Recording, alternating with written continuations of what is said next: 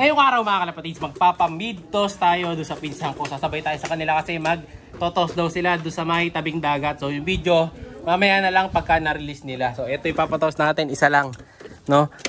Itong si John Alden natin. Ayan. So siya na lang ang sasakay natin mga kalapatids kasi kita nyo naman doon sa toss natin. Diba kanina umaga doon sa upload natin wala na, hindi na natin sinama doon si Lubar. So napag-desisyon ko nga na itigil. So mamaya papakita ko siya sa inyo. So ngayon, eto niready ko na yung training box. Pero hindi na natin siya dito lalagay mga kalapatids. Dito na lang muna natin siya lalagay sa maliit na box na to. So hindi na natin pwedeng padala to kasi baka milakad pa yung pinsan ko. So ito na lang muna para kahit i-dispatch na tong training box na to, pwede na. O ayan o, karton to mga kalapatids. Nilagyan ko na lang ng mga butas. No? So mga ano naman yung biyahe nila doon, mga siguro kalahating oras na biyahe, nandun na sila. So dagat yung pag-ahagisan. So magiging preparasyon to ni Alden para sa susunod na laban, para dun sa third lap derby, kung di ako nagkakamali. Third lap na yon. Tapos ito, nag-aayos kami ng steel matting. Lalagay na natin yan dito sa Dreamloft mga kalapatids. Nagputol na kami nila Tatay Madla 2, Madla 3 ng mga bakal dito. Yan. Sasampa na natin dito yan para mabuo na natin Dreamloft. Si Tatay ang welder. Ayan, pang welding niya. So para makakompleto na natin tong Dreamloft sa part 1 na ibaba. No? Ngayon, tara, simulan na kami ng trabaho. Let's go.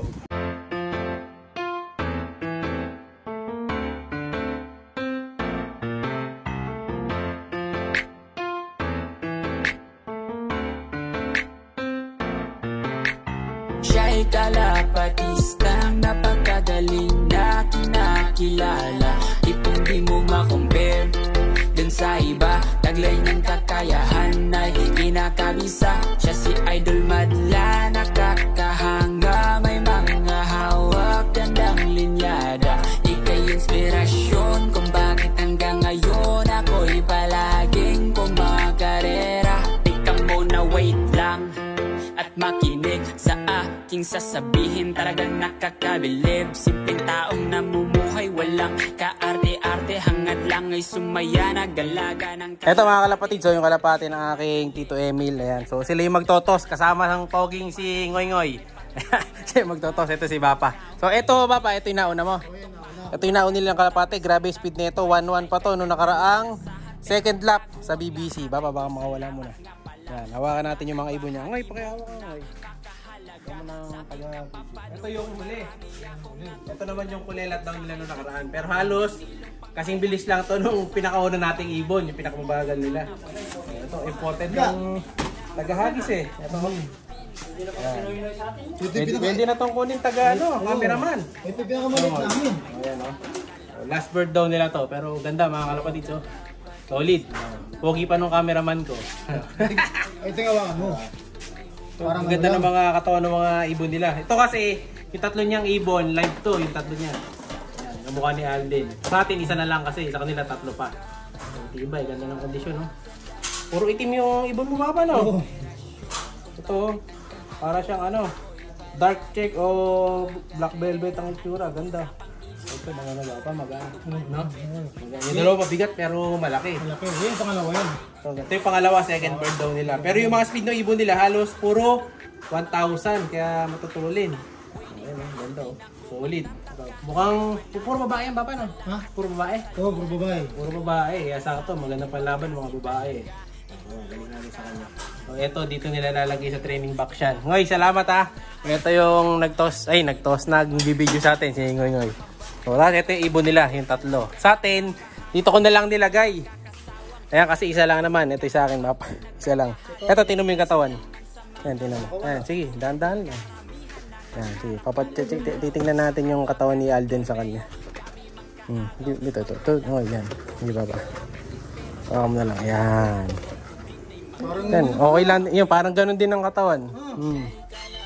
Babae rin mo. Babae. Di, puro babae malaban natin. Wala tayong barako ngayon.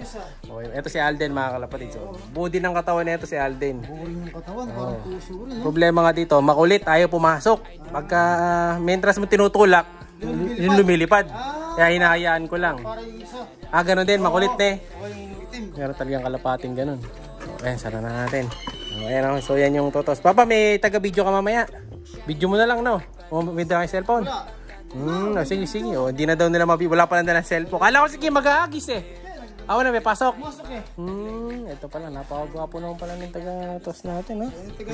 Pinapogi namin yan. Napogi na. Pwede nang ano to. Taga-agis ng kalapate, no? O, dadaanan mo lang ako dito. Ito, meron pa sila. Regalo pang biya. Thank you. Ayun na natin dito. Ayos na kayo? Papa, ito, pamasahe mo. Pamasahe nung ibong ko. O, ingat kayo ngayon, ah. Dahan-dahan lang. Ito, mga kalapate. Alin, yung box? Oo, sa inyo yung box. Sige. Pag hindi nakauwi, mga kalapatid, alam ko na kung sino kumuha ng ibong ko. Ito, tandaan niyo yung buha niyan. Ingoy. Alin, yung lalagyan? Oo, sa inyo yan. Sige. Hawakan mo ko, baka mawala, ah. Baba, ingat. Ingat. O, yun, na-pick up na nila yung isang ibon natin, si Alden. Naway makauwi siya. And syempre, salamat sa aking tito sa bigay niyang biya. May pang-ulam pa. Thank you. So, ngayon, tuloy na natin ang ating trabaho. Ayan sila, oh. Tatrabaho. Lalagay na natin yung mating doon. Ibigay ko lang kay mother to para makapag-start na. Let's go. Ng kalapate, oo di rin madali ang kanyang napagdaanan. Marami man ang harang ay patuloy na gumabang hanggang sa unti-unti niya itong mahawakan. Ng tamis ng tagumpay ay kanyang nalalasahan. Pero bago ang lahat ay salamat nga pala sa naibahagi mong nakakahalaga sa aking kapapanood. Marami akong natutunan bukod sa high blood si Warden. Estilong pangmalakasan kasama na mga tips mo, mga vitamins, mga daily maintenance, pati na morning routines. Nang galing-galing mo, idol, wala na akong masabi, lalo na sa pag-free flight ng mga Pinuputol ko kanina, mga kalapatids. Ito yun. Ito yung magiging mukha nung mating dito kasi sa kabila. Ayan. So, inaayos ni Tatay Foreman sa kabila. So, dito nilalagay yun. Puputulan natin dito sa magiging mukha sa kabila. Kasi ito, yung gagawin kong parang dito yung may lababo natin eh. So, yung isang mating naman na to, na unang pinutol natin, doon ang diretso naman yan. Sa Gedli. Yan, dito. So, niready na natin. So, may isa pa tayong mating na panlalagay naman natin yan para dun sa, kung sakaling kulang to, sa harapan. No? So, sa harapan to sa pinaka-labas. So, hindi namin sure kung sobra pa to o ano mangyayari. Pero may mga retaso pa kasi dyan, mahaba pa. So, tapos yung sa kabila, yan, kita yung sa kabilang section dun, oh. Nalagay na namin, no? Nakatayo na dun sa gilid yung mating. Punta natin sa gilid.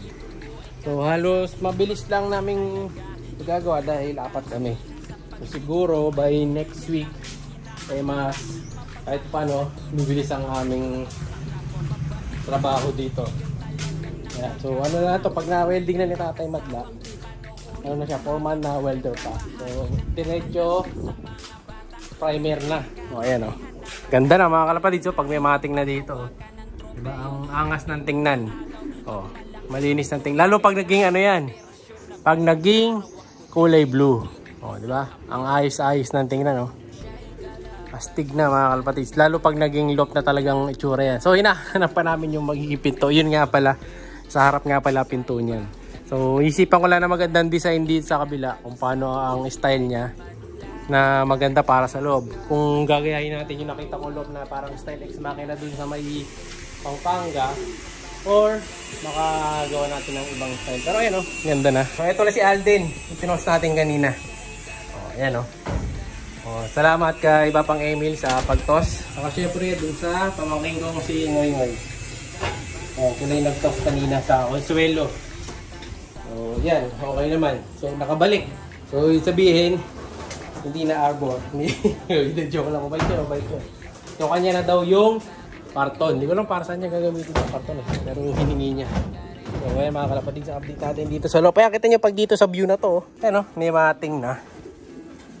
Wow, ang ganda na mga kalapatid. So nakatali pa lang to, hindi pa naka-welding yan. Pero kita niyo pagka may ganyan na, may bakal na. Ang ganda ng tingnan. So ito yung kapal na ginamit natin dyan na mating.